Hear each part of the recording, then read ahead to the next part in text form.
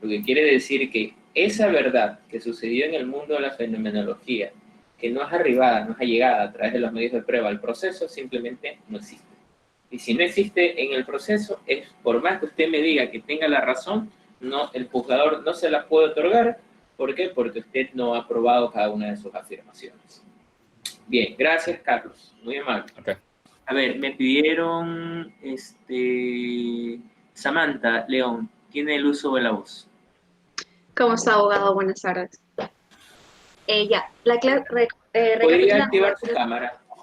Un momento. Listo. Ahí sí. Ya, correcto. Ya, una vez que usted nos mandó de la investigación sobre los tipos de verdad, usted nos aclaró, nos especificó tres, que son la verdad histórica o real, que es la que usted nos definió que se refiere al día, a la circunstancia, a los hechos, la que saben todas las personas. La verdad formal es la que cada sujeto procesal sabe y tiene que aportar al proceso. Y también de ahí pasó a la verdad procesal, que es la que tiene que ser demostrada mediante el principio dispositivo que usted nos explicaba. Y además que el principio dispositivo colisiona con el principio de la verdad en relación de que la verdad procesal, el juez tiene la potestad de ordenar una prueba. Y esta prueba, al ser practicada, puede el juzgador usarla para mejor resolver.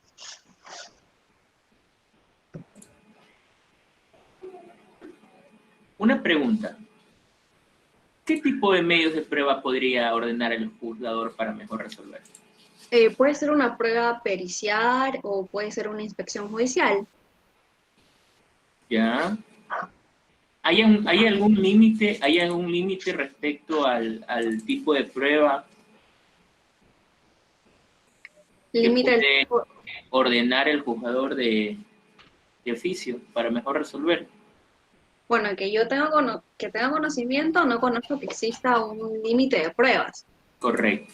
No existe una limitación del juzgador para ordenar, para al momento de decidir generar un medio de prueba de oficio, no existe una que pueda. Lo que sí podríamos decir es que si bien es cierto, cualquier medio de prueba, el juzgador puede ordenarla de oficio para mejor resolver, pero yo le añadiría siempre y cuando no violente los derechos o que no se trate ni de prueba ilícita ni de prueba ilegal. ¿Por qué? Porque sería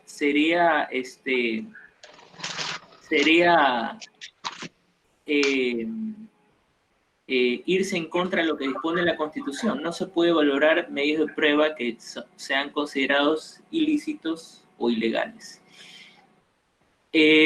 Aquello me lleva a una pregunta que si usted la puede contestar, o si no, le puedo dar el uso de la voz a otro compañero. ¿Cuál es la diferencia entre prueba ilícita y prueba ilegal? Prueba ilícita y prueba ilegal. Sí. Bueno, si usted me pregunta, yo le podría decir que la prueba ilícita es aquella que se ha obtenido de una manera no legal o que no se encuentra establecida. O la prueba ilegal es algo que se puede demostrar, pero ¿cómo es la palabra? Se ha alterado. Bueno, no tengo muy claro la diferencia entre las dos. Bueno, bien, denme un segundo, ¿sí?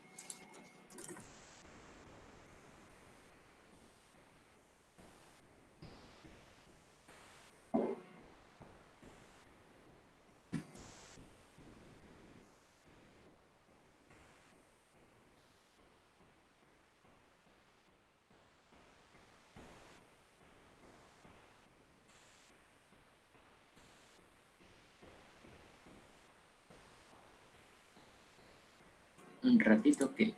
Ay.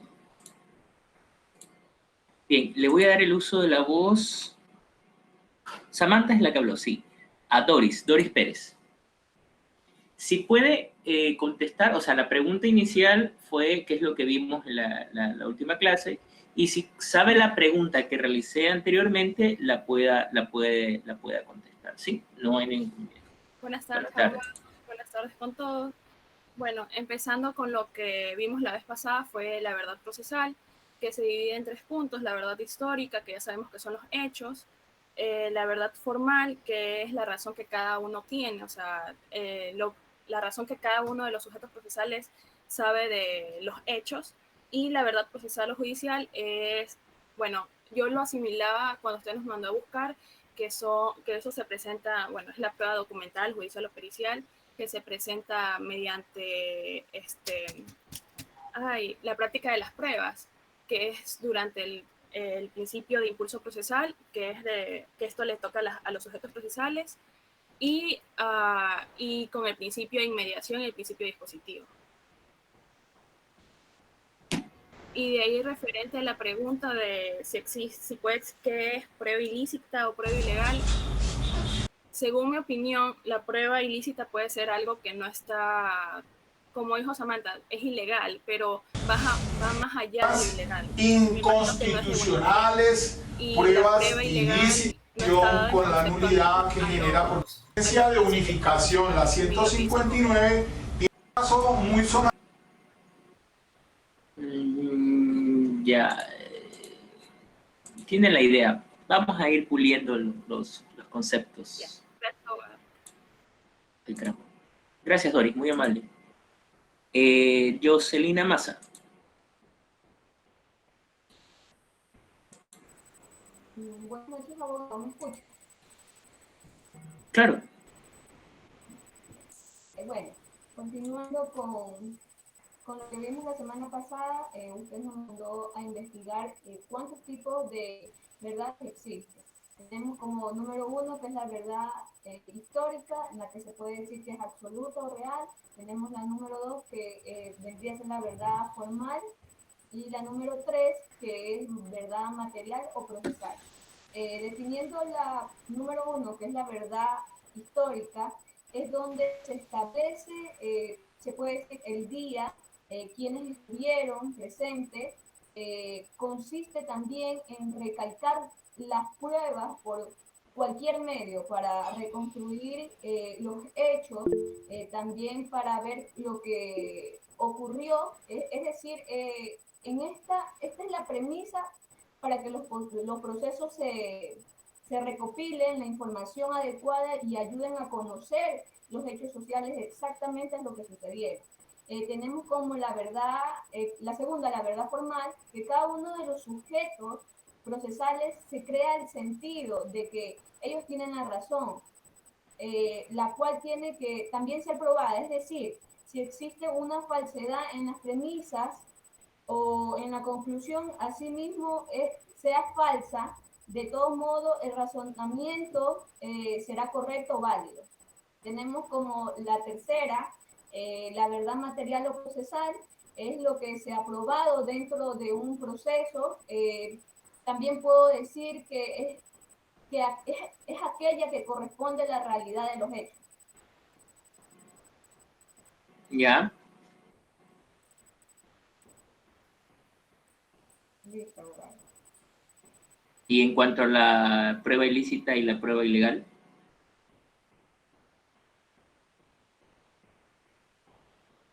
¿Qué pasó? ¿Se desconectó? Jocelina, ¿se desconectó? Salió corriendo. Ernesto Serrano tiene el uso de la voz. Parece que tuvo problema con el internet. ¿Cómo está, doctor? Buenas tardes. Yo quiero aportar con la pregunta que usted formuló. Sí. Para mi criterio, la diferencia es muy sencilla. Es que la prueba ilegal como tal es aquella que no se constituye bajo los requisitos legales que están establecidos para la formulación de la prueba, que no cumple con las solemnidades, mientras que la prueba ilícita se constituye cuando esta como tal se la obtiene de una forma adversa a los derechos que están garantizados en la Constitución. Por ejemplo, que una persona firme un documento que estén sin su conciencia. Eso sería la diferencia. De prueba ilícita, la última, la que acaba de decir, o ilegal. La última es ilícita. La que es primero es ilegal. Perfecto, miren, muy bien, miren. Nunca se olviden la diferencia entre la prueba ilícita y la prueba ilegal. La prueba ilícita, hechos fundamentales, mientras que la prueba ilegal violenta los procedimientos establecidos en la norma para obtenerla. De ahí que nuestra legislación establezca en la Constitución que tanto la prueba ilícita no surte eficacia probatoria. Es decir, si bien tengo un medio probatorio, pero ese medio probatorio no me sirve, no puede el juez valorarlo. Un ejemplo. Imaginémonos que quiero ingresar en materia voy a hacer una comparación. En materia penal, por ejemplo. Tenemos un teléfono celular. Un teléfono celular que se lo incauta, ¿verdad? En un registro, en un allanamiento, etc. Ese teléfono celular, para poder ingresar o para ver el contenido de ese celular, existen se lo puede hacer a través de dos vías. La primera, por consentimiento del dueño de la línea. Evidentemente ese consentimiento no debe de estar viciado, porque también puede ser obligado a dar su consentimiento, y si es coaccionado, ese consentimiento es nulo, está viciado, y todo lo que se obtenga de ese consentimiento no tiene eficacia probatoria. De ahí es que nos encontramos frente a la denominada teoría del fruto del árbol envenenado. No sé si ustedes habrán escuchado, teoría del fruto del árbol envenenado. Ahora, de tal manera es la primera, el consentimiento, y la segunda por una autorización judicial. En materia no penal, por ejemplo, en un correo electrónico, si revisamos la ley de mensaje de datos, la ley de comercio electrónico y mensaje de datos establece que para poder desmaterializar un correo, ¿verdad?, se necesita el consentimiento de la otra persona. Lo que pasa es que mucha gente no sabe de qué. Es decir, vamos, y de repente quieren periciar un teléfono celular donde se establezca una comunicación de un empleador hacia un trabajador, donde se determine que el empleador lo despidió por vía WhatsApp.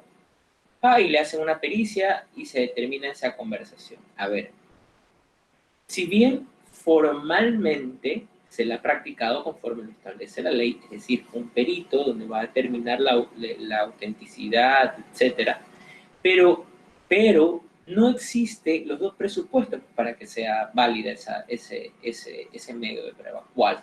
El consentimiento, porque imagínense que yo tengo una conversación en privado con X y persona. No puede, pues, divulgar la otra persona si no tiene mi consentimiento o no tiene la autorización del juzgador. De ahí que deben tener muy en cuenta que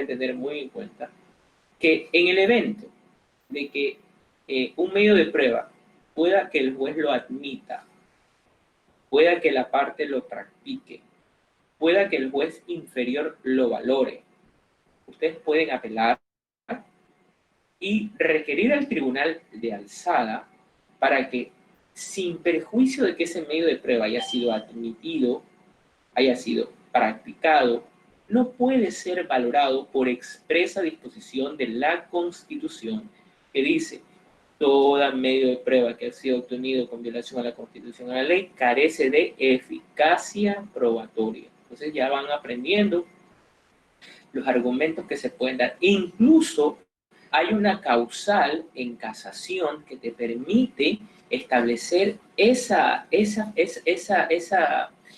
particularidad para que también lo puedas alegar ¿en dónde? En un recurso de apelación. Lo vamos a ubicar para que no quede en el limbo. Un ratito, ¿sí? Vamos, nos ubicamos en la Constitución, en el artículo 76. Chicos. En el artículo 76, numeral 4. ¿Podría leerlo Ernesto? ¿Lo tiene a la mano la Constitución? 76, numeral 4.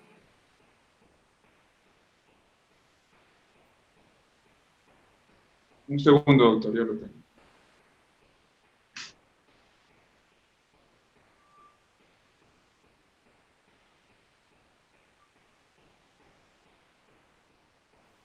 Artículo 76, número 4.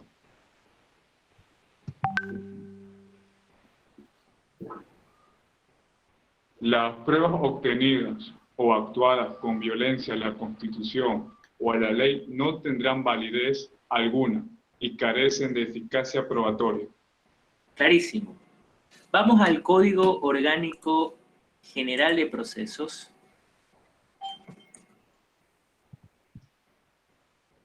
Caramba.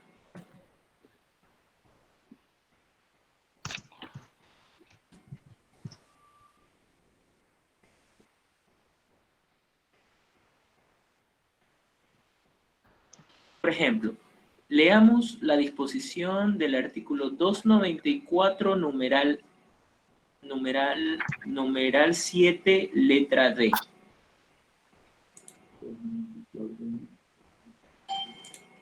La o el juzgador resolverá sobre la admisibilidad de la prueba conducente, pertinente y útil.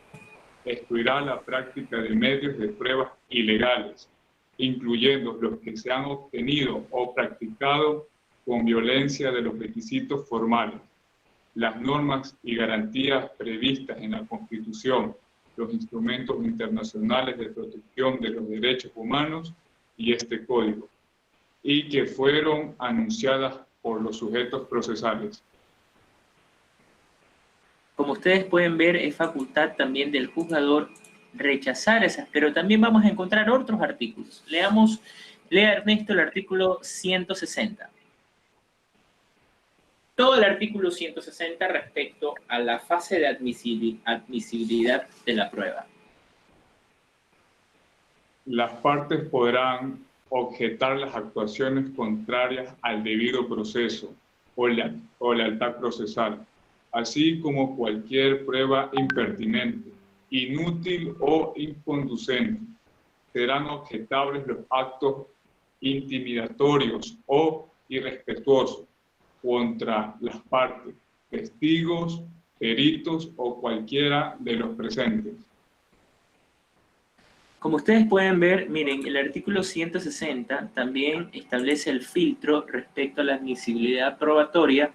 Vamos, para que una prueba surta pueda ser valorada, tiene que ser útil, pertinente y conducente.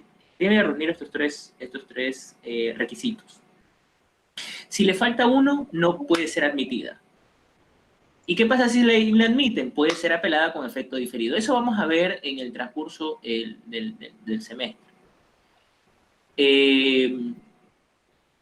Pero también, por ejemplo, dice la misma normativa que es improcedente cuando se con violación a la Constitución y a la ley. Ahí me está diciendo la prueba ilícita y también la prueba ilegal.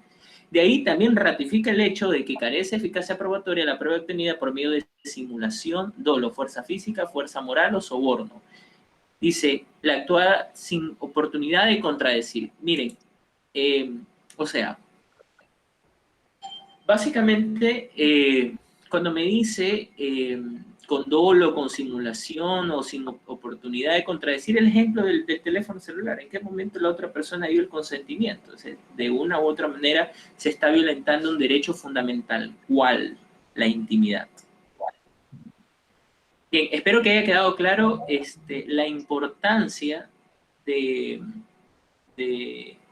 establecer el alcance probatorio, claro, por el principio de verdad procesal, ¿verdad? O sea, no hay una limitación, sí, en cuanto a los medios de prueba que puede ordenar el juez, pero estos medios de prueba constitucionalmente no pueden ser ni ilícitos ni ilegales. ¿Estamos claros?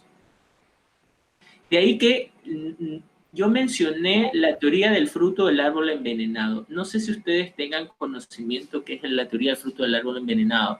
Le voy a dar la palabra a habló Ernesto. A ver, Yolanda Chancay. Sí, buenas noches, abogado. En cuanto a lo leído del libro, ya en base a eso lo que yo le quiero acotar era sobre lo que... A ver, todavía no iniciamos la segunda parte, que es lo que vimos la clase pasada, si puede generar algo adicional y también incorporar respecto a que si puede o conoce sobre la teoría del fruto del árbol envenenado. No, sobre esa teoría no. No tengo conocimiento alguno. Sí, y bueno, y en base a lo que vimos en la clase anterior, era sobre los tipos de verdades, los cuales eran tres: verdad histórica, procesal, y también la que vimos que era un ratito. Bueno, la histórica eran de los hechos, la que usted nos pudo explicar. También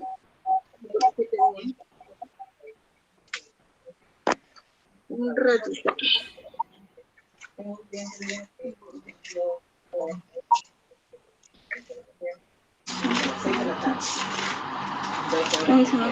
Bueno, ya, pero de lo que pude escuchar y lo que tenía preparado para decir, vimos sobre los tres tipos de verdades. La verdad formal también, la que era la verdad que tiene una persona, X persona, y la otra Y persona, supongamos. Es decir, los sujetos procesales. Exacto, los sujetos procesales, la verdad que tiene cada uno. Ya, y que tienen que ser llegados a un proceso con pruebas. Esa es la verdad formal. La verdad procesal es lo que realmente es probado dentro de un proceso. ¿Y quiénes deben aprobar? En este caso usted dijo que son las partes. Ya, y también... ¿Quiénes deben de probar las partes? Excepcionalmente la prueba para mejor resolver. Sí. Y de ahí quien resuelve el proceso es el juez. Sí. Pero también, vamos, claro, y el proceso puede terminar de manera normal con una sentencia, pero también puede terminar de manera anticipada, como por ejemplo una conciliación. Exacto. Listo. Gracias, Yolanda. Ok.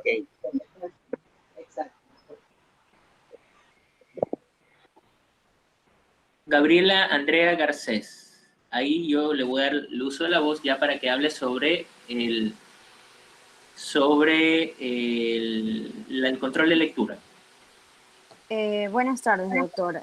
En realidad yo le había pedido la palabra para poder explicar lo que yo entendía por la diferencia de prueba ilícita y prueba ilegal. Pero ya despejaron esa duda. Le estoy dando el uso de la voz para que me conteste lo que le estoy pidiendo. Sobre el libro, ya, la lectura que yo hice sobre el libro en sí, lo que yo entendí es cómo se creó el código de procesos. Antes se utilizaba más el sistema escrito, pero eso hacía que el proceso sea demasiado lento. Entonces, por ello vino la oralidad, que nos ayudó a que el proceso se haga de manera más eficaz, más rápida. También nos indica en el libro que excepto, el proceso oral se aplicó en todas las materias, excepto en materia civil y en materia penal. Constitucional y penal, porque ellos ya tienen su propia normativa.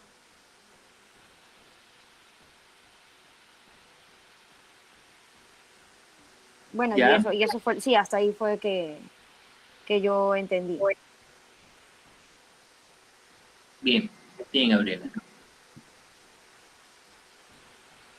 A ver. Virginia Mercedes. Virginia Mercedes. Primero fui yo. ¿Cómo Yo dice? les quería hablar sobre la jurisdicción, lo que indicaba el libro que nos mandó a leer en concordancia con el código, sobre todo con el Código Orgánico de la Función Judicial, artículo 150, que dice que jurisdicción es la potestad pública de juzgar y hacer ejecutar lo juzgado, potestad que tienen los jueces, que está atribuida por la Constitución de la República del Ecuador, instrumentos internacionales de los derechos humanos y demás leyes, según los elementos de la competencia, materia, territorio, personas y grados. Sobre todo la competencia se clasifica en competencia concurrente, excluyente, territorial. La territorial es la que compete el juez del domicilio donde habita el demandado, siempre y cuando las partes no hayan prorrogado la competencia, o sea que voluntariamente hayan decidido ir a un juez que no les corresponde. La competencia concurrente es cuando hay dos jueces que conocen una misma causa, pero el competente en sí, existe flexibilidad, siempre y cuando, porque la parte actora es quien decide dónde poner la demanda, y la competencia excluyente radica de exclusividad. Es competente un juez en puntual, sobre todo en materia laboral, en un juicio de trabajo, es competente donde habita el demandado, más no donde el demandado realiza sus servicios. Es lo que les quería acotar. No, ahí le hago una acotación. Sí. Por ejemplo, en materia laboral, si el actor es el trabajador, ¿verdad? Sí. Claro, quiere demandar a una persona es donde tiene su domicilio. Pero, ¿qué pasa si es que, si bien tiene su domicilio en Quito, pero la actividad laboral la hace aquí en Guayaquil?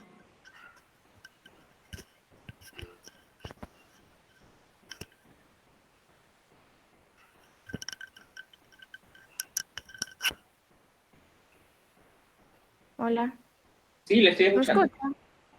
Bueno, ahí sí me cogió en esa, pero es donde se le haría más fácil a la parte actora. O si no, donde la empresa tiene alguna sucursal u oficina más cercana. Básicamente, como es electiva porque es una competencia concurrente donde se cumple la obligación. Puede demandarse aquí en Guayaquil o en Quito. Ahora, para demandarlo al trabajador, ahí sí tiene que ser donde vive el trabajador. Y también, por ejemplo, para demandar al Estado ecuatoriano, no es que donde se encuentra la institución jurídica a la cual vamos a demandar, porque si no todo para en Quito, no, el mismo Código Orgánico General de Procesos te dice que cuando se trate de demandas en contra del Estado, la demanda se planteará en el domicilio del actor. Vamos a ir explicando, vamos a ir puliendo ciertos conceptos. Gracias, Virginia. Gracias, abogado. A ver, Virginia, Liliana Gómez. Profesor, ¿cómo está? Buenas tardes. Profe. Liliana. Profe. Sí, Liliana Gómez. Aquí estoy, profe. Ya, yo sí quería contar algo acerca de la doctrina del árbol envenenado. Lo que yo trato de entender es que, por ejemplo, si un árbol está dañado, no me va a dar frutos buenos. Si el árbol está dañado, me va a dar frutos dañados. Entonces, lo que yo puedo entender es que si una prueba que me presentan ya está viciada o ha sido conseguida de forma ilícita, cualquier prueba que se presente que tenga que ver con la prueba inicial que ya estaba viciada, va a ser nula, no va a servir. Porque ya desde un inicio, desde un origen fue conseguida de forma ilícita o de forma ilegal. Entonces es lo que yo puedo entender acerca de la doctrina. Es como que si yo tengo una manzana podrida y pongo 2 manzanas más al lado de la podrida, esas 2 podridas se me pueden dañar. Espérenme un ratito, ¿sí? Un ratito.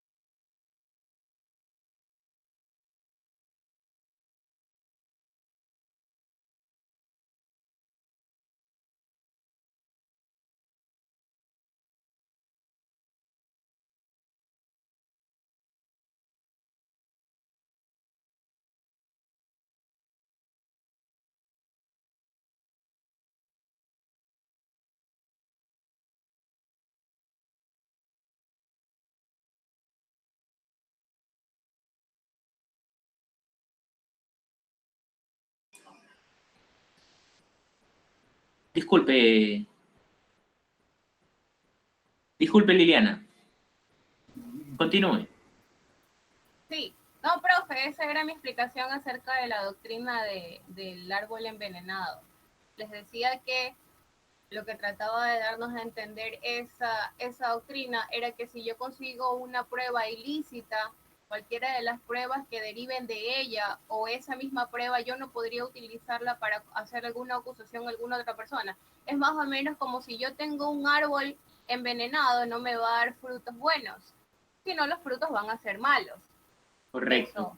Perfecto. Mire, la teoría del fruto del envenenado, es decir, todo lo que nace ilícito se reproduce y muere de manera ilícita. De tal manera que no puede ser valorado, carece de eficacia probatoria. Es decir, por ejemplo, un celular que no les aplicaba el celular. La pericia, viciada. El testimonio del perito, viciado. Y si de la información obtenida del celular se extrae alguna información adicional que complemente a otra, todo eso es ilícito. No puede ser valorado. Muy bien, Liliana, la felicito.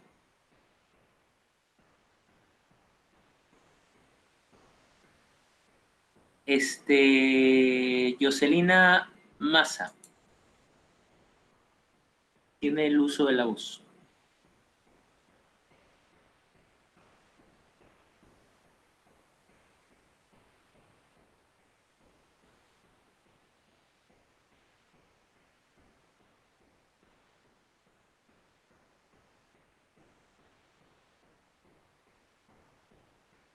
Jocelina Massa. Se arrepintió. Profe, No sé si me lo entender, el internet está demasiado lento. buenas noches. Profe, yo ya intervení, sino que le estaba escribiendo que me disculpe, es que mi internet está muy lento, no sé si me logró entender en la intervención que le hice de Nancy. Se me cayó la página. Sí, no hay ningún problema, ya. Ok, entonces continúo. Le otorgo la palabra a Francini. No nos limites la palabra, mister. Bueno, no me está pidiendo la palabra. Melanie quiere intervenir. Melanie. Profe, le dije hace rato. Ya, bueno, no importa. Buenas tardes, abogado. Buenas tardes, compañeros. Pues, perdón. No, continúe. Respecto a lo que usted nos mandó a leer, como conocimiento general de lo que ya hemos visto también en clases anteriores, es que en el COGEP se regulan todas las materias salvo lo que es constitucional, penal y electoral. Y también que el juzgador deberá garantizar el debido proceso que está establecido en el artículo 76 de la Constitución. En la primera parte nos indicaba que los principios rectores que regulan el COGEP vendría a ser la Constitución, los instrumentos internacionales de derechos humanos y los que estén previstos en el Código Orgánico de la Función Judicial y en el COGEP mismo. Entre los principios más importantes que nos indicaba el libro era el principio de dirección de procesos. ¿Qué quiere decir esto? En que el juzgador tiene la obligación de dirigir el proceso, de dirigirlo y controlar las actividades de las partes. El principio dispositivo, en que este es cuando el juzgador le otorga la iniciativa y el impulso del proceso a los sujetos procesales. El principio de mediación es un principio que permite al juzgador tener contacto directo con los sujetos procesales. Y también usted nos indicaba que hay dos tipos de inmediación, la inmediación subjetiva y la objetiva. La inmediación subjetiva es cuando el juzgador tiene una relación estrecha con las partes. Y la inmediación objetiva es cuando el juzgador tiene una relación estrecha con el proceso. También te mencionaba el principio de oralidad, que en materia procesal, no penal, el sistema oral ha asumido de forma mixta, ya que en las actuaciones procesales, como lo es, por ejemplo, la demanda, la contestación o la reconvención, se desarrollan de manera escrita, pero dentro de las actuaciones del proceso, estas deberán hacerse de manera oral. Esa es la primera parte. En la segunda parte hablaba sobre la jurisdicción y la competencia. Como ya sabemos, jurisdicción es la potestad de administrar y administrar justicia y hacer ejecutar los juzgados. Como competencia tenemos dentro de ellos se encuentra distribuida la jurisdicción, en que esta se subdivide por grados, materias, personas y territorios. Ya, es la competencia la que se divide así, no la jurisdicción, la competencia. Sí, sino que, bueno, ya. Y ahí se decía también que el juzgador tiene competencia dentro de un juicio hasta la notificación de la sentencia o hasta cuando se resuelvan los recursos horizontales, como lo son La aclaración, la ampliación, la revocatoria. Sí, y ahí usted nos decía que la aclaración es cuando no está la sentencia no está clara, cuando está oscura. Y la ampliación es cuando no se me ha resuelto un punto que es solicitado dentro del proceso. Ya. También los que tienen facultad para poder dirimir los conflictos de competencia son las salas especializadas de la Corte Nacional de Justicia y de la Corte Provincial de Justicia. En la tercera parte nos hablaba sobre los sujetos procesales, los cuales son el demandante y el demandado, y que estos pueden ser personas naturales o jurídicas, comunidades, pueblos y nacionalidades o colectivos, y que también puede ser la naturaleza, pero debidamente representada. También hablaba sobre los procuradores judiciales. Usted nos indicaba en la clase anterior que un procurador debe ser meramente un abogado, no puede ser cualquier persona. Y el procurador judicial. Ajá, el procurador judicial. Porque también hay procurador común, que ese sí puede ser cualquier persona. Sí, porque cuando el procurador común es cuando intervienen varios actores o varios demandados, tienen que nombrar a uno de ellos para que lo represente, o si no, el juzgador puede escoger, claro. También hay otro que hay mandatos generales o poderes generales y poderes especiales. Sí. Y por último, para terminar con mi intervención, es que en el capítulo de los términos se entiende que por un término es el tiempo dentro del cual se ha de ejecutar una acción, o cumplir una obligación, o hacer extinguir un derecho. Gracias. Muy bien. Muy bien, Melen. A ver, Samantha León pide una aclaración. Luego Ronnie, luego Paulina. Samantha, tiene el uso de la voz. Sí, doctor, disculpe. Lo que pasa es que tuve un problema con la computadora y en el momento que se estaba especificando, y mi compañero Ernesto estaba especificando sobre la diferencia entre la prueba ilícita y legal, me perdí y por favor quiero que me hagas aclaración. Ya, lo ilícito es cuando se violan derechos constitucionales, derechos fundamentales. Y lo ilegal cuando se violan las normas del procedimiento para su obtención. Esa es la diferencia. Gracias. ¿Quedó claro? Listo.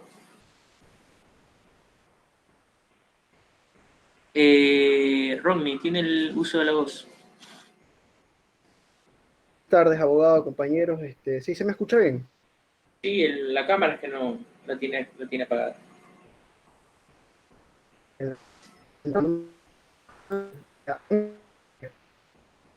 Tiene problemas con el internet, parece, Ronnie. Ahí. Le va bien. Me parece que se le activa el bloqueo del micrófono.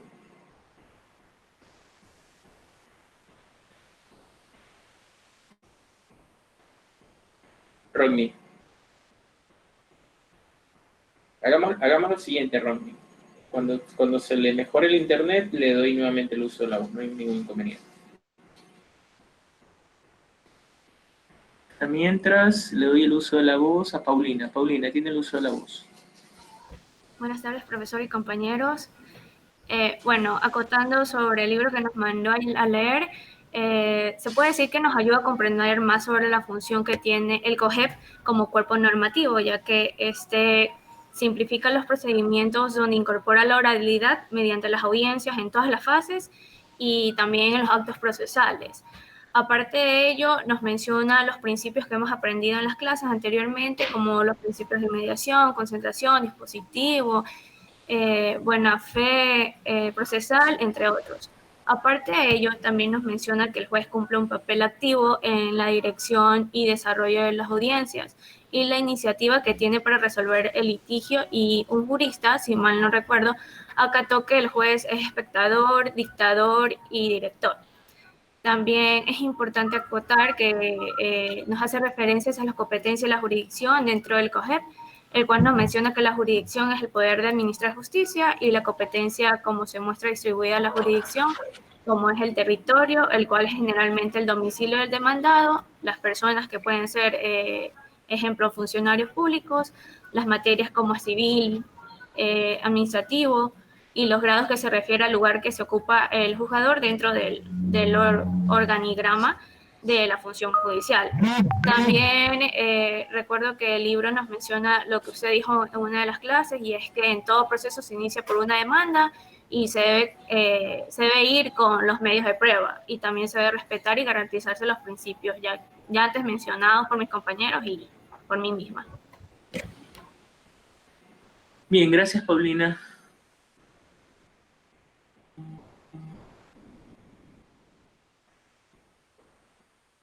Rodney nuevamente tiene el uso de la voz porque tuvo problemas con el...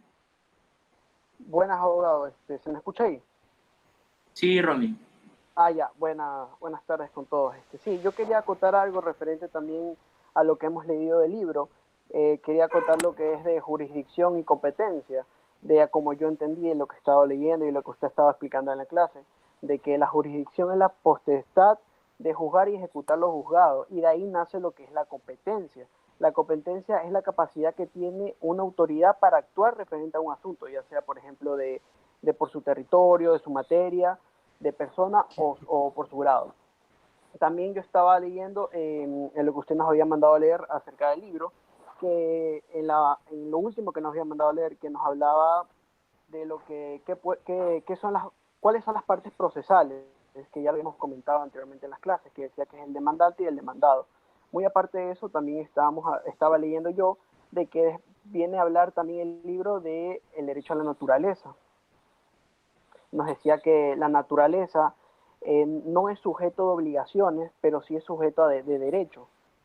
En este caso yo lo entendí que, por ejemplo, una persona, si tala un árbol, sí puede tener una sanción por talar un bien protegido, se podría decir. Yo lo entendí así. Y en este caso lo que viene a ser que no es sujeto a obligaciones, de que si la naturaleza afecta a algo, no puede ser demandada. Correcto. La naturaleza puede ser actora, pero no puede ser demandada, ¿sí? Por expresa disposición del Organismo General de Procesos. Así es. Ajá. Entonces, eso es lo que yo estaba comprendiendo en lo que estaba leyendo. Y también estaba analizando lo que era de los procuradores judiciales, que esos ahí solamente y exclusivamente pueden ser los abogados, que entran en representación de una persona cuando no se encuentre posibilitada o no se encuentre dentro del país para representarle en una audiencia o un caso. No necesariamente que se encuentre que no se encuentre en el país. Claro, usted puede estar en su casa. Claro, pero yo ahorita recibiendo clases y tiene un abogado que lo represente. Sí. Ya. No. De hecho, el abogado al convertirse en procurador judicial, ¿verdad? Se convierte en parte procesal. Sí. Se convierte en parte procesal. De ahí que si él, por ejemplo, los efectos jurídicos del que demanda no va a la audiencia, sin perjuicio de que existan excepciones, se puede declarar el abandono de la demanda. Ya. Sí, está bien, dígame. Ya, y bueno, era una cosita más que quería contar, pero ya eso era nomás, no fue nada. Ya, no se preocupe. A ver, chicos, vamos a ir ya entrando ¿dónde más se ve si aplica lo del procurador? ¿Dónde más se ve si aplica lo del procurador? Es en materia. No, en todas las materias. José Pinos. En todas las materias. En todas las materias.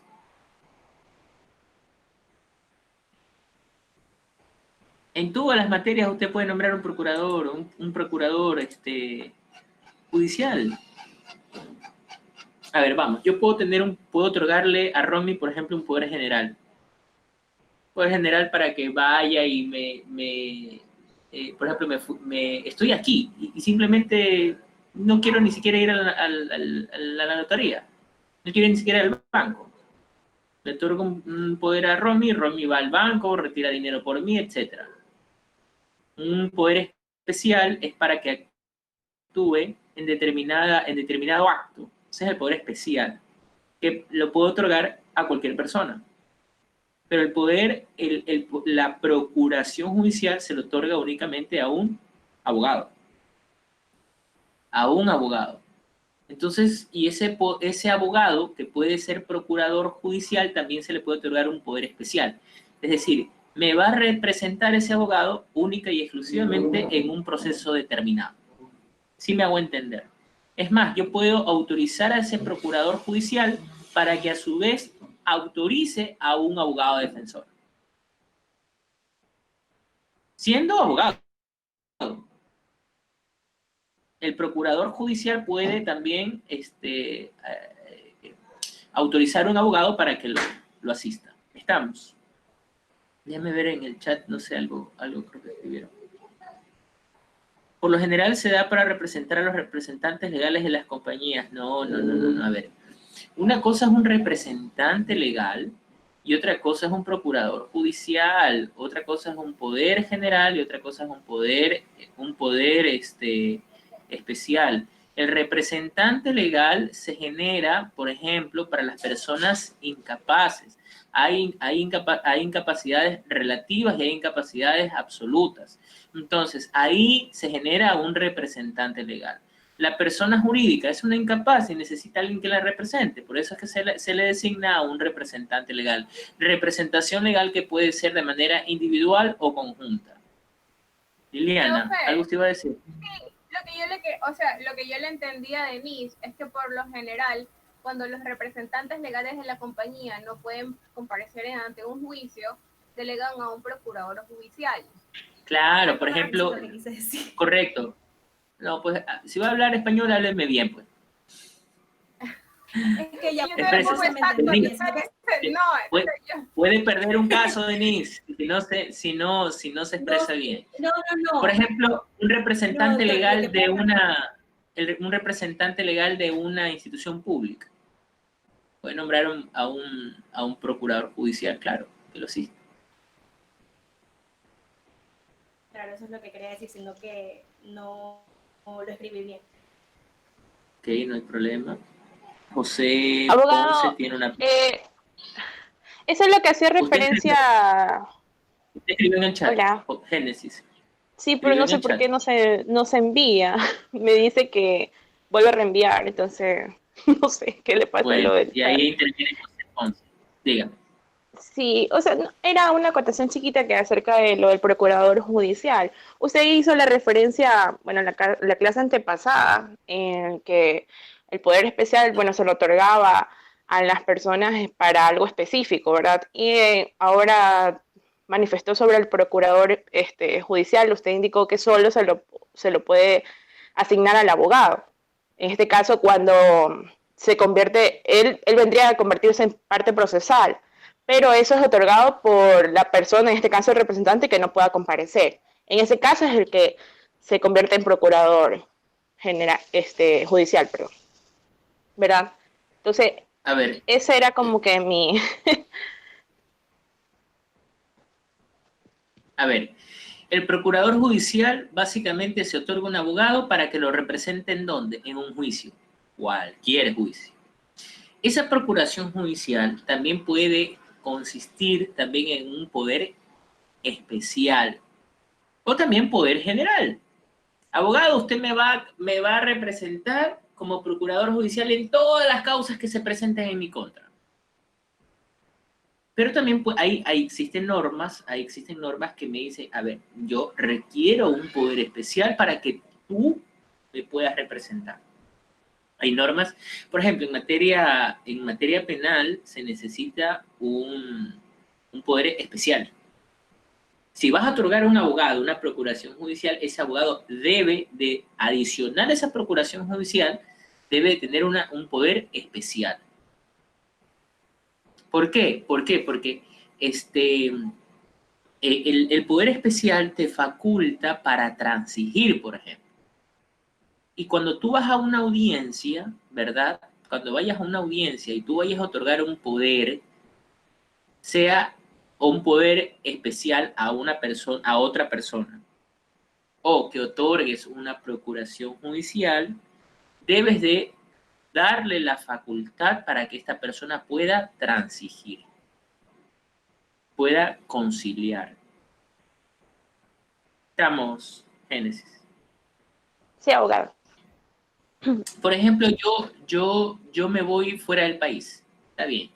Yo le otorgo un poder general a Génesis para que incluso sí, un poder general indicando de que ella me represente en cualquier juicio que me pueda, en calidad de parte. Y ella a su vez, yo también le otorgo mi poder general para que pueda nombrar un procurador judicial. Y así se van dando los poderes. Pero incluso le puedo dar la facultad para que, de ser necesario, pueda otorgar este poder especial, Génesis, a quien le di inicialmente un poder general, le puedo dar la facultad para que en el caso de nombrar un procurador judicial, le otorgue poderes especiales a ese procurador, a mi nombre. Todo depende de qué es lo que usted le vaya a decir en ese poder. De hecho, por ejemplo, si un hombre le puede otorgar, un hombre que está en el exterior, le puede otorgar un poder a Génesis porque se quiere divorciar de Liliana, por ejemplo. Entonces, en ese divorcio lo va a representar por ejemplo, a ver aquí, ¿quién lo veo? A Frank, por ejemplo, que vive en los Estados Unidos y se quiere divorciar de Liliana. Entonces va al Génesis en representación de Frank, ¿verdad? Y vamos a tener a dos personas del mismo sexo en esa audiencia o en este proceso de divorcio, que también se pueden divorciar ante un notario siempre y cuando no tengan hijos menores de 18 años. Y lo puede representar, y también, sea en una notaría o sea ante el juez. Pero evidentemente Génesis no va a intervenir por sus propios derechos, sino por los derechos que representa. ¿Por qué? Porque interviene en calidad de apoderado. Estamos en ese. Ya cuando nos toque estudiar esa parte, nosotros vamos a ir a profundizar y vamos a ir puliendo ciertos detalles. Bien, a ver, lo que quiero que quede claro, ¿verdad? Es que una cosa es ser titular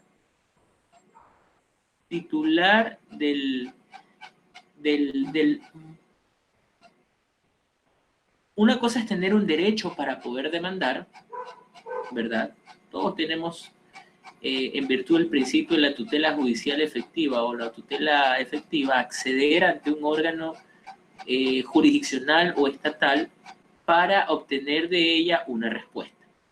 Respuesta que debe de consistir dentro de un debido proceso, y ese debido proceso se desarrolla y obtengo yo una respuesta a través de una resolución. Esa resolución debe ser debidamente motivada, debe ser congruente, y de lo que si se me resuelve a mi favor, tengo derecho a que se me ejecute de manera integral. Ahora bien, pero para yo poder acceder a ese derecho, ¿verdad?, debo de ser capaz, pero todavía no quiero entrar en esta línea de la capacidad, es decir, sino que quiero primero es establecer a dónde voy a demandar, es decir, establecer el campo de acción respecto a un juzgador en cuanto a su jurisdicción y competencia. La jurisdicción es el poder de administrar justicia, esto es de aplicar el derecho. Y esta jurisdicción la vemos que podemos encontrar en varios ámbitos, la jurisdicción. En el ámbito constitucional, en el ámbito electoral, en el ámbito ordinario, entiéndase en todas las áreas civil, penal, laboral, niñez. Ese es el ámbito ordinario. Y en el ámbito también de la justicia indígena. De ahí que, por ejemplo, en la justicia indígena tenemos jurisdicción. Por ejemplo, en un asunto penal, ellos son competentes para resolver un proceso penal en tanto y en cuanto se trate de bienes comunitarios entre integrantes y dentro de su comunidad, y no sea, por ejemplo, el caso de delitos contra la inviolabilidad de la vida. En lo demás ellos tienen competencia para resolver. Claro, ahí, y siempre y cuando también no violente los derechos de la Constitución ni los derechos humanos previstos en los tratados y convenios internacionales, dice la Constitución. Ahora bien, esa jurisdicción se encuentra determinada a través, o cómo se materializa ese poder de administrar justicia a través de la denominada competencia. La competencia es la medida, es la distribución de esa jurisdicción. La competencia se la clasifica en cuatro factores.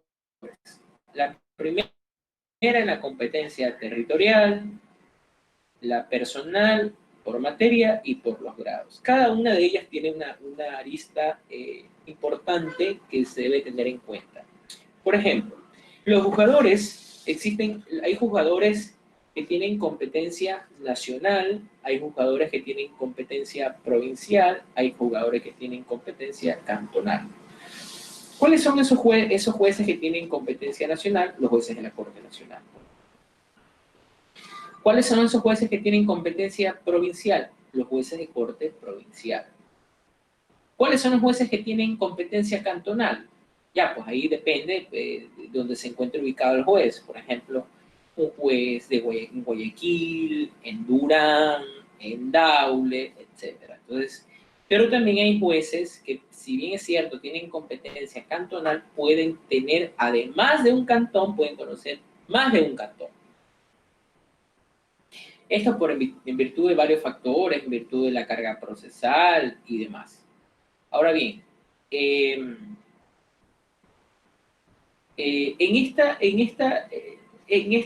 cuestión de la competencia territorial, existen efectos jurídicos en donde se va a plasmar, por ejemplo, el hecho de que ¿en qué momento procesal el demandado puede oponerse a que un jugador es incompetente?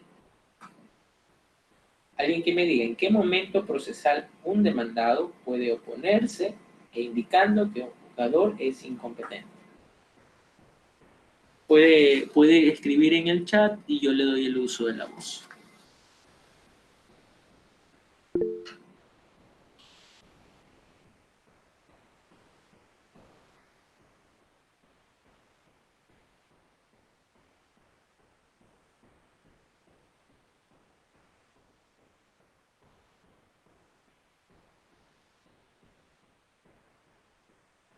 Nadie. No, pues chicos, no me decepcionen.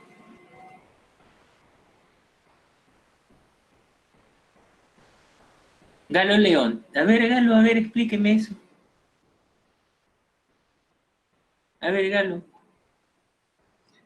Doctor, bueno, la primera cuando esta persona tiene algún tipo de toxicómano empedernido, o sea, tiene algún tipo de discapacidad. O segundo, cuando se trata de proceder en contra de una persona que tiene fuero de corte, como un asambleísta, otra persona.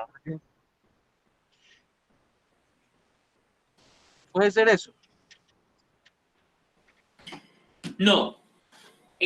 Bueno, a ver, vamos. Lo que pasa es que yo dije, cuando usted me habla de un asambleísta, ¿está manejando?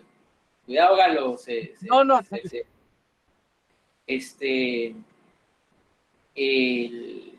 que pasa es que hay distintos tipos de competencia. Y yo está hablando de la competencia por el fuero personal. Entonces, pero mi pregunta es, ¿en qué momento el demandado puede alegar incompetencia de cualquier tipo? ¿En qué momento procesar?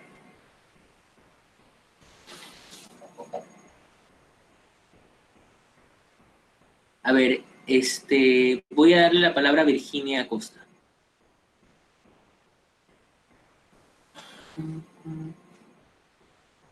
En el saneamiento, porque ahí se revisan las las medidas sustanciales y las excepciones previas.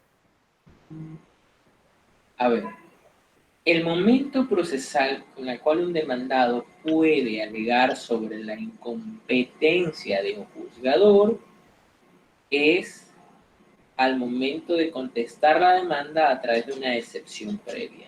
En la contestación a la demanda, argumentando una excepción previa. Hay casos y casos. Por ejemplo, ¿qué pasa si es que se omitió o no compareció y no presentó contestación, pero sí va a la audiencia? Ahí, si va a la audiencia, es en el saneamiento que puede alegar incompetencia. Pero aquí hay una característica que deben de tener en cuenta. La competencia, hay competencia que se puede prorrogar, es decir, extender. Pero hay competencias que es improrrogable.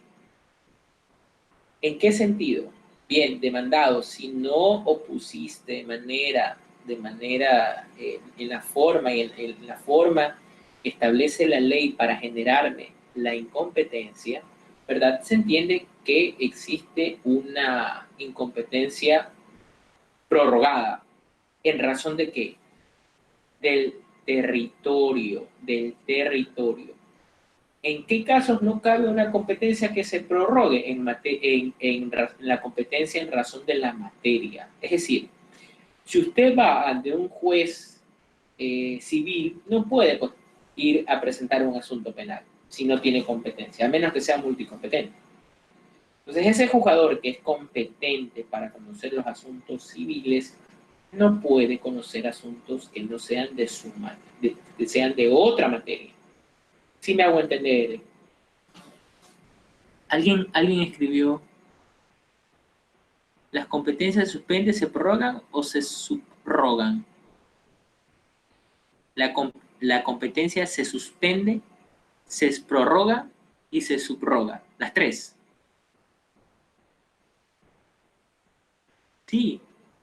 ¿Cuándo se suspende una competencia? La competencia se suspende, por ejemplo, cuando se haya interpuesto un recurso y ese recurso se eleva al superior.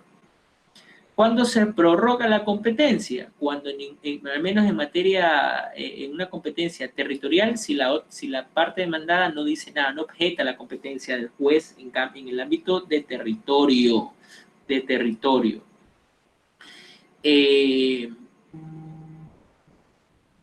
Un momento, por favor.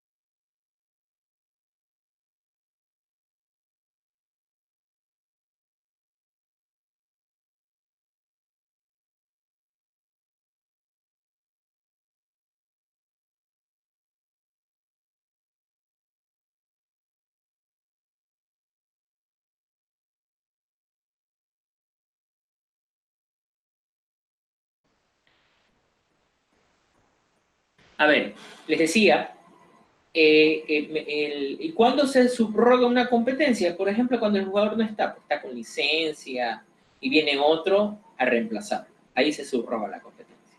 Otra forma de prorrogar, la competencia se suspende, a ver qué me dice. La competencia se suspende en el ejercicio de dos acciones como es la excusa y la recusación. Claro, también es otra forma de la suspensión de la competencia. Y eso vamos a ver, espérense, no se me adelanten, tranquilos. Lo que estoy hablando, por ejemplo, cuando habla de la competencia prorrogada, por ejemplo, en asunto de el fuero personal. El fuero personal, ¿qué te dice el fuero personal? ¿Cuál es la diferencia? ¿Conocen ustedes cuál es la diferencia entre fuero personal y fuero funcional? fuero personal y fuero funcional. Eso en cuanto al fuero personal.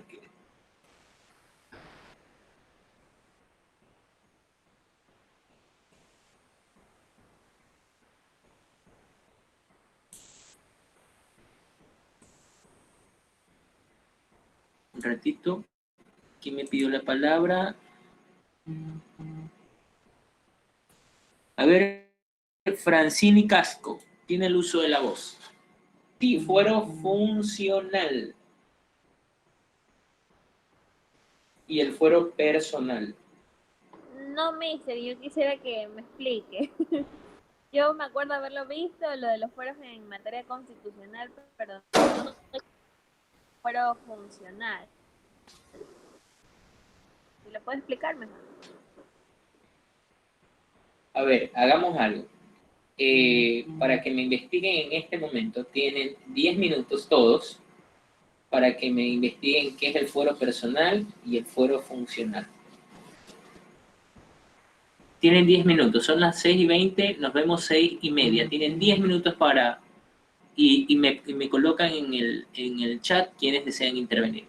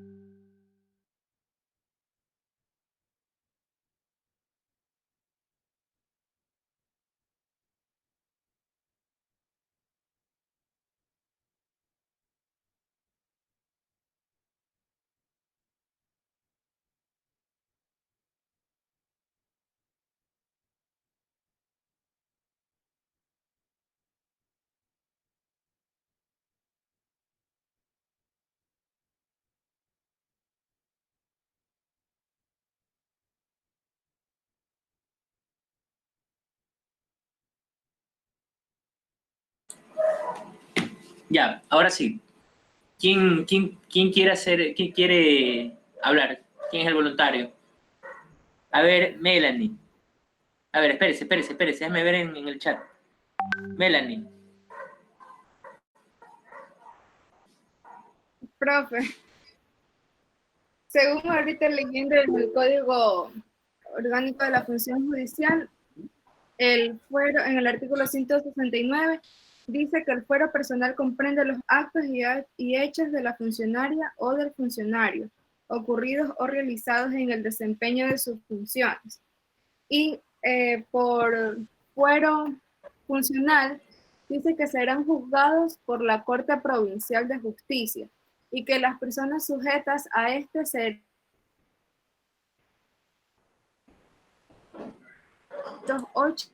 Algo pasó con el internet. Espérese, Melanie. Algo pasó con el internet. No sé si es mi internet o es internet. las gobernadoras y los gobernadores, regional, los Melanie, prefectos. ¿puede repetir? Lo que pasa es que no sé si fue su internet o mi internet el que como que se quedó. Todo. Es que no le escuché. No me escucho nada. No se le escuchó, ¿verdad? Fue el internet de ella, ¿verdad, Liliana? Sí, profe, fue el internet de Melanie. Repita, por favor, queremos escucharte. Bueno, ya. Le decía que en el Código Orgánico de la Función Judicial, en el artículo 169, nos indica que el fuero personal comprende los actos hechos de la funcionaria o del funcionario ocurridos o realizados en el desempeño de sus funciones, aun cuando haya cesado en sus funciones. Y en el fuero funcional, quienes serán juzgados son quienes serán juzgados por la Corte Provincial y que éstas estén sujetas de acuerdo en el artículo 208 del mismo Código de la Función Judicial. Ya, y en el numeral 2 nos dice que quienes están sujetos a este fuero son los gobernadores, prefectos, alcaldes, intendentes de la policía, jueces, jefe del Comando Conjunto de las Fuerzas Armadas, comandante general de la policía, etc. Entonces, una vez nos dijeron que, por ejemplo, a estas personas no se las puede juzgar, por ejemplo, un juez de primer nivel, de primera instancia, y ni puede ir un fiscal normal, ya, no sé cómo decirlo en un término, sino que debe de ir el fiscal provincial o el fiscal general. Por ejemplo, si viene a ser alcaldes de provinciales, viene a ser el fiscal provincial. Ya cuando sean cuando estén los que estén inmersos en este fuero funcional, vendrían, si son presidentes, vicepresidentes, asambleístas, vendría a ser ya lo que es un fiscal general. Eso es lo que yo entiendo por los dos fueros, fuero funcional y personal. No sé si esté bien. No, sí tiene pero falta, como decirlo, la precisión. Pero tiene bastante la idea, Melanie, la felicito. Gracias, profe. A ver, Raúl Álava. Buenas noches, doctor. Básicamente lo que yo leí es la diferencia es sobre el cargo que ostentan. En el personal son juzgados, digamos, por la Corte Nacional, y en el funcional, que en este caso entran lo que es gobernadores, son servidores públicos, básicamente, militares, intendentes, etcétera, y el encargado de este proceso es la fiscalía. Esa es mi acotación, doctor. Ya. Iber tiene el uso de la voz. Iber tiene el uso de la voz.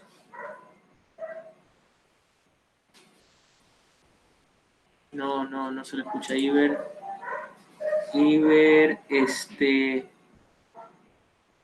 Ok.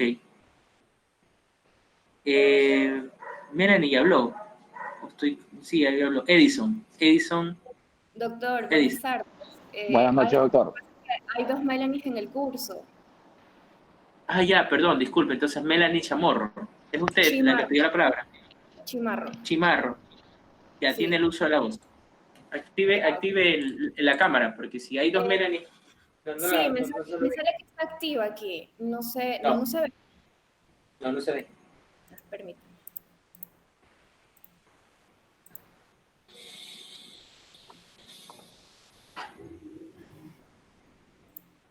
Está como oscuro ahí. Ya, ahí, perfecto. Ya, listo. Ok. De lo que estábamos hablando en clases que usted nos había mandado a investigar, podemos decir que, bueno, que el fuero es un privilegio, primero que todo, que anteriormente se lo utilizaba en los municipios, en lo que era la Edad Media, y que actualmente se relaciona con las competencias de juzgamientos, de infracciones dentro de los principales personeros, como es el Estado y los jueces. De ahí se despliega lo que es el fuero personal y el fuero funcional. Básicamente, el fuero funcional es aquello cuando se comete perjuicio siendo miembro público, y si no fuera miembro público sería una acción personal. Entonces ahí se le juzgaría de manera con un fuero personal. No sé si está clara la idea, pero es cuando una persona actúa bajo una potestad pública. O sea, vendría a ser el cargo que tiene. Si deja ese cargo, ya vendría a ser juzgado de otra manera y bajo un tribunal especial. Ya. Sí, tiene la idea. Gracias, Melanie. Ya listo. Iber. Perdón, Edison. Buenas noches, abogado. Buenas noches. Bueno, en lo que pude yo investigar, hablamos de lo que es fuero funcional. Se trata de la institución jurídico-procesal que desempeña una función pública cuando la persona comete un acto, o sea, una persona que desempeña en la función pública y comete un acto en la que lo hace fuera de su ejercicio, de sus funciones, no goza de fuero en consecuencia. Esta persona va a ser juzgada por medio de juez penal. Y en lo que es el fuero personal, también llamado fuero parlamentario, conocido también como inmunidad parlamentaria o inmunidad legislativa. Esto se da a la prerrogativa de los miembros de un cuerpo legislativo, que se les concede inmunidad parcial en enjuiciamiento, salvo en los casos que determine la Constitución. Miren, para precisar, el fuero personal y el funcional. El uno hace relación al ejercicio de sus funciones, como bien decía Melanie Salazar. ¿Quiénes están sujetos a ese fuero funcional? De conformidad con lo dispuesto en el mismo Código Orgánico de la Función Judicial, que hace relación en el ejercicio de sus funciones, lo podemos ver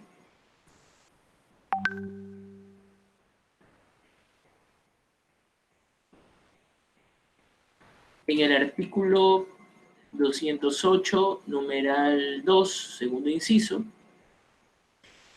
que hace relación con ocasión del ejercicio de sus atribuciones, como son el gobernador, gobernadoras, los prefectos, los alcaldes, los intendentes de policía, los jueces de tribunales y juzgados, el jefe de comando conjunto de las Fuerzas Armadas, el comandante general del Ejército, el comandante general de la Marina, el comandante general de la Fuerza Aérea y el comandante general de la Policía. Es decir, si en el ejercicio de sus funciones cometen un acto, serán juzgados como tal. El fuero personal hace relación, en cambio, al cargo. Independientemente, por ejemplo, quienes tienen fuero personal en relación al cargo, tienen, por ejemplo, los jueces de Corte Nacional. Cualquier acto que cometa un juez de Corte Nacional será juzgado por jueces de Corte Nacional. Cualquier acto que cometa un asambleísta va a ser juzgado por la Corte Nacional. Por eso es que ustedes ven que este caso de un ex asambleísta que fue sentenciado por asesinato, fue juzgado por la Corte Nacional de Justicia, porque dice básicamente por el fuero personal. ¿Quién tiene el fuero personal? El presidente, vicepresidente de la República, los ministros de Estados, ellos tienen fuero funcional. Ahora, ¿dónde no se reconoce fuero? Por ejemplo, en los asuntos de violencia intrafamiliar no existe fuero. Eso en materia penal. En materia no penal es cuando la ley expresamente en una normativa te dice tales funcionarios tendrán fuero de corte provincial y estos tendrán fueros de corte nacional. Pero eso en relación a la materia por la cual vayan a ser demandados. No sé si me explico. La una en materia penal y la otra en materias no penales. Por ejemplo, un administrador de la ex AGD, ellos tienen fuero de corte provincial. ¿Por qué? Porque así lo establece expresamente una normativa. Es decir, existen leyes que te dicen, ¿sabes qué? En asuntos civiles, laborales, qué sé yo, cuando vayan a ser demandados, ellos tendrán fuero de corte, o bien nacional o bien provincial, dependiendo. Entonces, pero ahí básicamente lo hacen en relación al cargo que están desempeñando y hacen relación también a la materia. ¿Por qué? Porque si expresamente en materias no penales, si expresamente no te dice la materia por la cual vaya a ser juzgado, quién es su jugador competente, pues será juzgado por cualquier juez. ¿Sí? No tendrá fuero, básicamente. Ahora bien,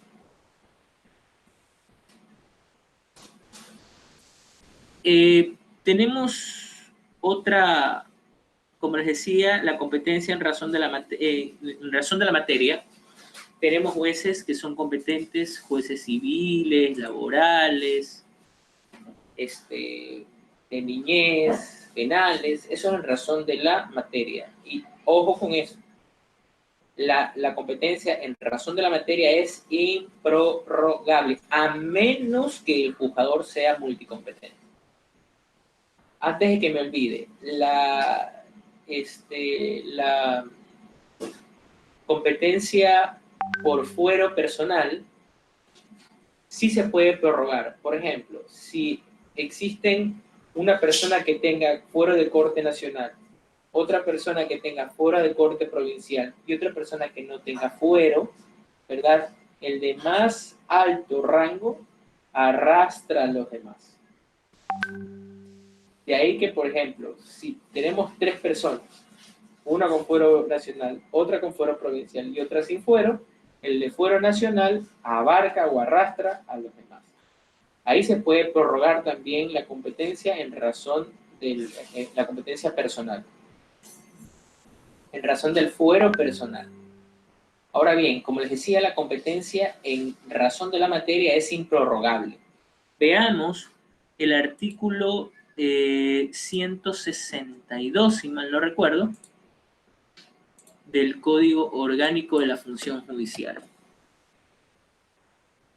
El artículo 162 parte...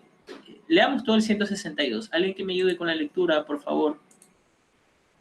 Iber, usted iba a hablar, ¿verdad? No lo dejé hablar. No, está bien, tenía problemas con el micrófono. Para ayudarlo a leer, ¿qué artículo mencionó? 162 con el del Código Orgánico de la Función Judicial. Ok. Prorrogación de la competencia. Sí. La juez y juez o tribunal que en principio no es naturalmente competente para conocer de un determinado asunto, puede llegar a hacerlo si para ello las partes conviene expresa o tácitamente en prorrogarle la competencia territorial. Expresamente, ¿sabe qué? Expresamente quiere decir... siga leyendo y vamos a analizar nuevamente ese artículo. Siga. Una vez que se le ha prorrogado la competencia, el juzgador excluye a cualquier otro y no puede eximirse de conocimiento de la causa. La prorrogación expresa se verifica cuando una persona que no está, por razón de su domicilio, sometida a la competencia de la jueza o del juez, se somete a aquella expresamente, bien al contestar a la demanda, bien por haberse convenido en el contrato. La prorrogación tácita se verifica por comparecer en la instancia sin declinar la competencia o porque antes ha acudido al demandado a su juzgador para que le entable. En ningún caso se prorroga la competencia en razón de la materia. Eso les decía.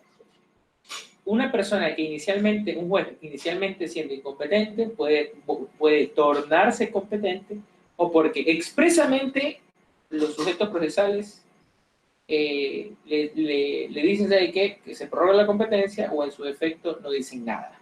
Esa es la prorrogación tácita, cuando no dicen nada. Ahora bien, y ahí establece expresamente que en razón de la materia no se puede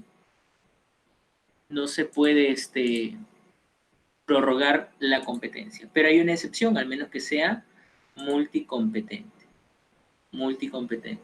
Porque ahí, tú sabes que la multicompetencia, hay juzgadores que son competentes para conocer asuntos penales o asuntos no penales. Ahora bien, en razón de los grados, como ustedes pueden conocer, hay procesos que tienen doble instancia. Hay procesos que no tienen doble instancia. Por ejemplo, hay asuntos que permiten... ¿Cuáles aquellos que tienen doble instancia? Aquellos procesos que se permite la apelación. ¿Cuáles son aquellos procesos que no tienen doble instancia? Son aquellos procesos que no se permite la apelación. Oiga, ¿Se puede, y la casación es otra instancia? No, señores, la casación no es otra instancia. La casación es un recurso extraordinario que en materias no penales se presentan en contra de las sentencias de las cortes provinciales o de los tribunales contenciosos administrativos o tributarios, así como autos interlocutorios que pongan fin al proceso. Pero debe de agotarse la doble instancia, es decir, debe de permitírsele la apelación. De lo contrario, no, porque la casación no es otra instancia. ¿Qué procesos se prohíbe la apelación? Por ejemplo, el caso de las demandas por recusación. En el caso de las demandas por recusación, no se permite la apelación por disposición expresa. Y ahí vemos los grados. Ahora, tenemos primer nivel y segundo nivel. A eso se refieren los grados. ¿Qué pasa cuando existe la incompetencia en razón? Hay el efecto jurídico de ser incompetente en razón del territorio, del grado y de las personas, es que el juez deberá inhibirse del conocimiento y remitir al juez competente. ¿Cuál es el efecto jurídico de la incompetencia en razón de la materia? Es la nulidad y luego la inhibición. Iber, léase el artículo 129, numeral 9, segundo inciso del Código Orgánico de la Función Judicial.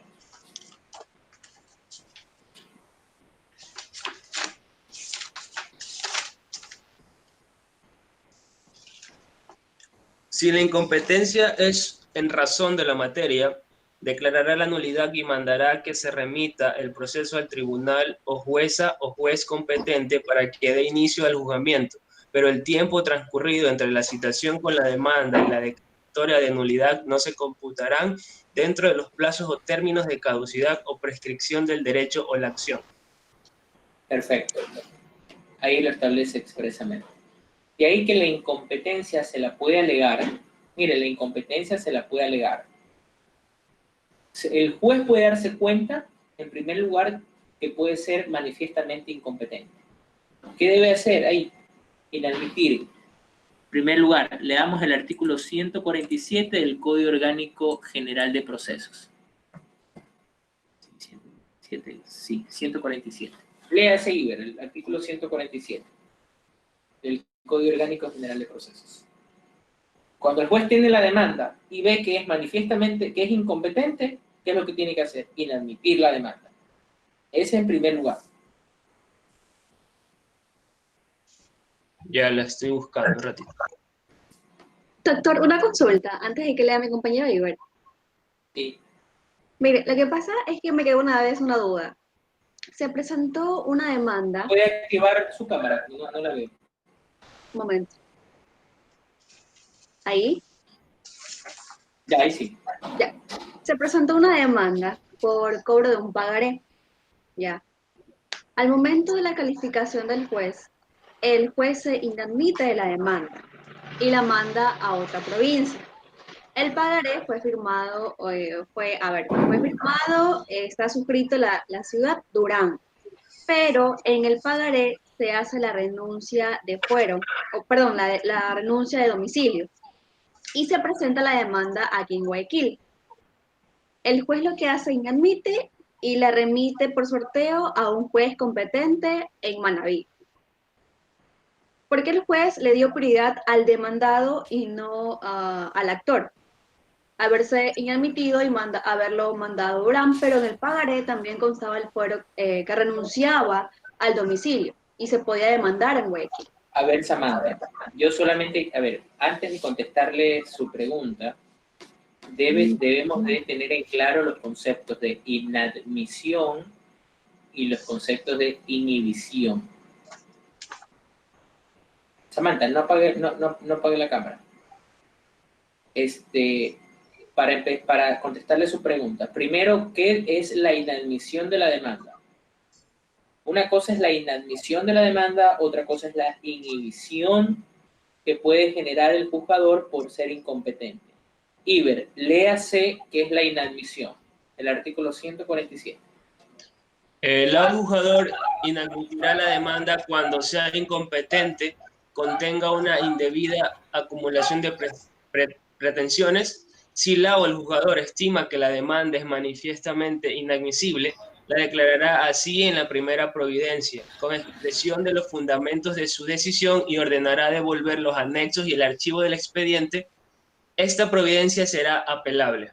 Miren, en la inadmisión, el juzgador dice, por ser incompetente, la primera, ¿verdad? Estamos hablando de la incompetencia, simplemente no le da trámite. Y al no dar trámite, le devuelve toda la documentación al actor. No es que le envíe al juez competente. Porque si el juzgador le envía al juez competente, eso se llama inhibición.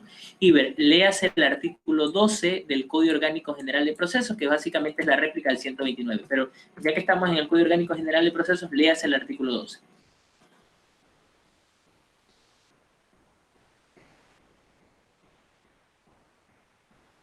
Competencia del tribunal. Designación y atribuciones del lado del juzgador componente.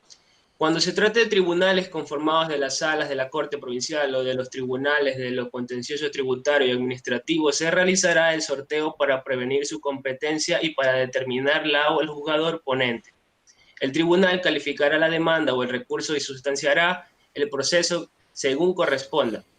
La o el juzgador ponente emitirá los autos de sustanciación y dirigirá las audiencias conforme a las reglas de este código, pero los autos interlocutorios serán dictados con la intervención de todos los miembros del tribunal.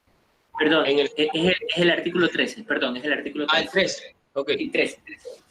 Excepción de incompetencia. Planteada la excepción de incompetencia, el lado del juzgador conocerá de esta en la audiencia preliminar o en la primera fase de la audiencia única.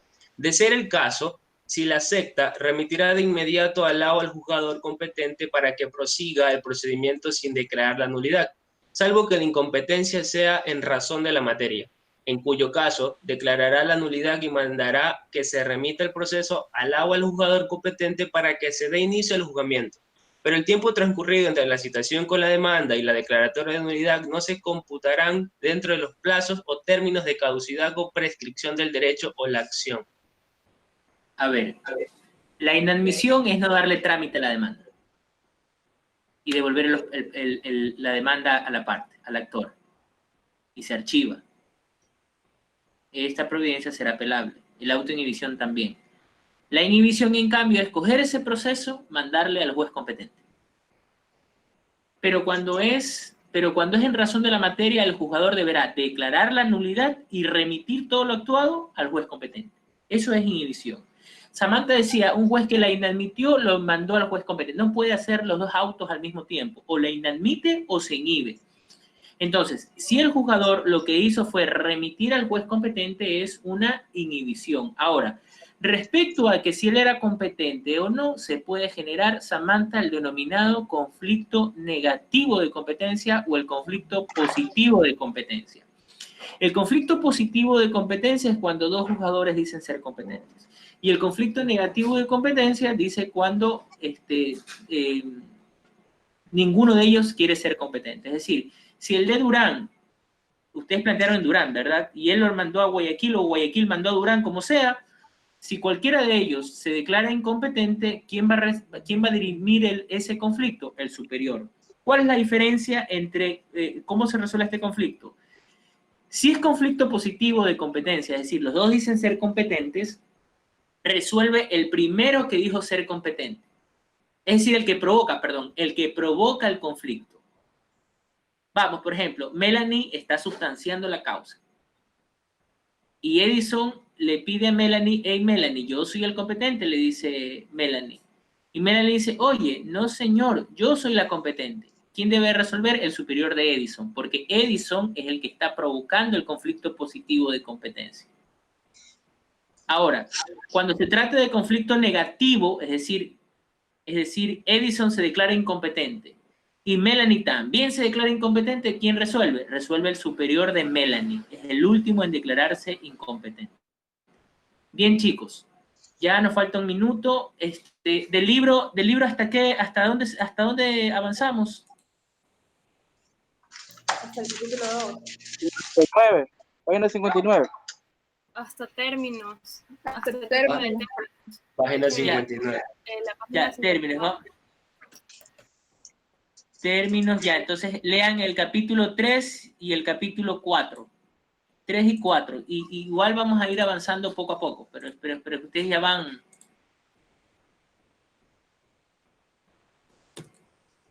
Ay, caramba. Ya, la lectura. Bien, chicos, ya son las 7 de la noche. Nos estamos viendo el día jueves con ustedes, ¿verdad? Sí, el jueves a las 2 de Sí, ya. Váyanse nomás a la otra clase, que ya son las 7 de la noche. Chicos, cuídense, ¿eh?